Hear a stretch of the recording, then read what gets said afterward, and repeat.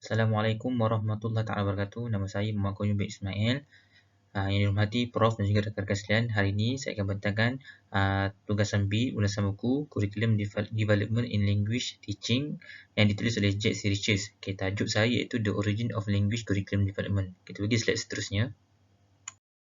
Baik, di sini saya dapat simpulkan perbahasan tajuk. Yang pertama, latar belakang, pemilihan kosakata, pemilihan tata bahasa, dan yang terakhir, pendekatan awal dalam pembentukan silibus. Kita pergi slide seterusnya. Baik, tajuk utama iaitu latar belakang. Menurut Jet, sejarah perkembangan kurikulum ini dalam pengajaran bahasa bermula dari tangkapan terhadap pembentukan atau rangka satu silibus. Okey, menurutnya juga, rangka silibus adalah satu aspek pembentukan dalam pengembangan kurikulum. Silibus adalah spesifikasi isi kandungan satu pengajaran dan senarai apa yang akan diajar dan diuji kepada pelajar. Contoh, silibus kembaran bercakap terkandung ni dalamnya adalah cara pengucapan yang mana yang akan dilatih dan akan dipraktikalkan sepanjang pengajaran dan pembelajaran. Kita pergi slide seterusnya.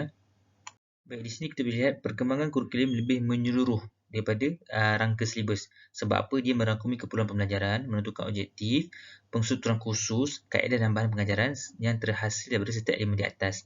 Baik, pada tahun 1960, perkembangan kurikulum pengajaran bahasa mula dikesan. Walau bagaimanapun, rangka silibus ini adalah lebih awal digunakan dan merupakan faktor utama dalam pengajaran bahasa. Kita pergi slide seterusnya. Berikut adalah kaedah-kaedah yang ada dalam perkembangan bahasa, iaitu yang pertama kaedah terjemahan tata bahasa, kaedah terjemahan terus, kaedah pengukuhan, kaedah membaca, kaedah mendengar dan menyebut, kaedah pembelajaran sebenar dan kaedah kumulatif. Kesemuanya dikumpul daripada tahun 1800 sehinggalah pada masa kini. Kita pergi slide seterusnya. Contoh pada tahun 1920 iaitu kaedah pensuturan bahasa yang diasaskan oleh Harold Palmer, iaitu telah menyimpulkan kaedah pengajaran bahasa seperti berikut, iaitu yang pertama mesti ada persediaan awal, mesti ada pembentukan tabiat, mesti ada ketepatan, tahap, berkadar, pengukuhan, minat, susunan pengajaran dan kepelbagaian kaedah mengajar, iaitu banyak kaedah yang berbeza dalam mengajar bahasa. Okey, baik, kesimpulan daripada semua kaedahnya daripada 1800 hingga pada masa kini, apa yang dapat disimpulkan ialah kita mesti tahu bagaimana dan apa yang perlu diajar kepada pelajar. Baik, kita slide seterusnya. Baik, Jack menyatakan satu isu dalam pengajaran bahasa, iaitu masa yang disediakan adalah tidak mencukupi. Ia memberi kesan kepada pilihan dalam pengajaran bahasa. Menurut Maki, penyelesaian adalah dengan mengambil kesemua ciri-ciri kaedah atau mengambil sebahagian yang perlu diajar kepada pelajar. Okey, terdapat dua aspek penting dalam pengajaran bahasa pada abad ke-20, iaitu pemilihan kosakata, yang kedua pemilihan tata bahasa. Okey, mendekati dua aspek ini menjadi asas kepada rangka silibus dalam pengajaran bahasa. Kita pergi slide seterusnya. Okey, seterusnya adalah pemilihan kosakata. Apa maksud kosakata? Kosakata adalah perkara yang paling utama dalam pengajaran bahasa. Okey, jenis kosakata yang perlu diajar bagaimana? Bergantung pada objektif dan pembelajaran dan masa yang dibutuhkan untuk mengajar. Okey, bilangan kosakata dia tidak menyatakan jumlah yang sebenar untuk learner ataupun tadi ataupun orang yang mula nak belajar. Okey, menurut Jeffrey, tujuan pemilihan kosakata ni sebagai pengajaran bahasa kedua adalah seperti berikut. Yang pertama, merendahkan kosakata yang mudah dan selalu diucapkan. Yang kedua, memilih kosakata yang jumlahnya sedikit tapi boleh diperluaskan lagi penggunaannya. Dan yang ketiga, kosakata ni yang selalu digunakan oleh penutur jati. Mesti diajar kepada penutur bukan jati. Baik, kita pergi slide seterusnya. Baik, seterusnya kepada word frekuensi, iaitu kekerapan kosakata. Ia penting dalam merancang senarai kosakata dalam pengajaran bahasa dan bergantung pada jenis artikel yang hendak ditulis. Baik, contoh kosakata dalam penulisan artikel sukan tidak sama dengan artikel penulisan fiksyen. Kosakata yang memiliki kekerapan yang paling tinggi dan meluas, ia dikira sebagai paling penting dan berguna untuk pengajaran bahasa.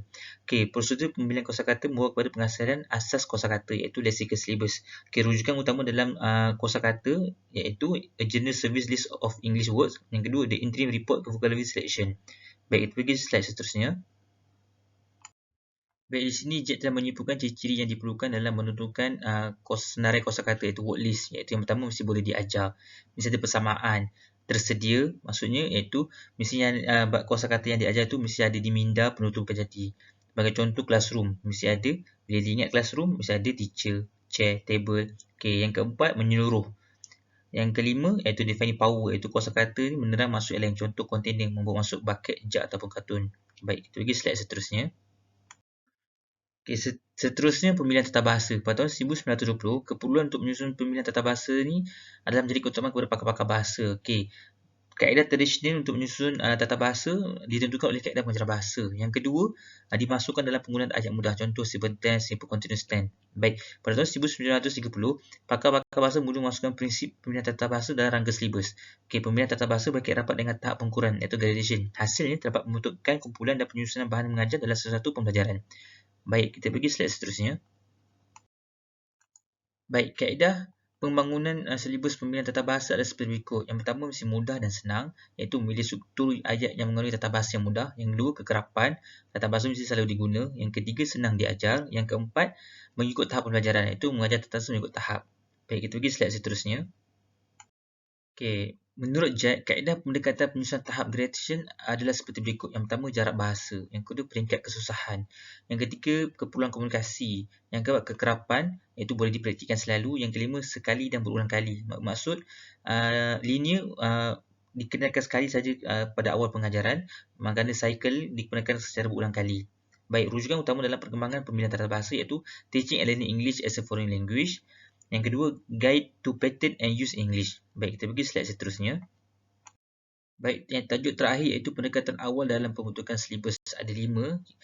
Okay, yang pertama, dia menyatakan mesti unit asas dalam pengajaran bahasa adalah kosakata dan tata bahasa. Yang kedua, keperluan yang sama bagi mereka yang baru mula belajar.